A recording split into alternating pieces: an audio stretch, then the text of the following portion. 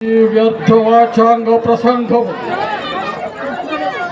అలాగేని ఎండకన్ను ఎరుగని సుకుమార శరీర తాము తల్లులు కాని విలాసీనులకు నా ముద్దుల కూతురు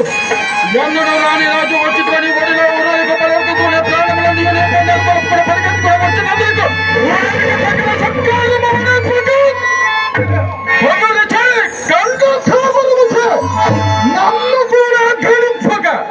నాలుగులు కోయం పోయిందని బయలుదేరట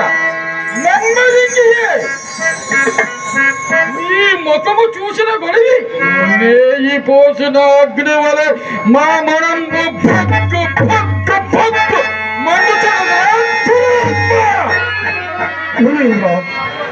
నేను వరం చిన్నవన్నీ తప్పు క్షమాగుణ సంపన్నులైన మీ వంటి తపస్సులకు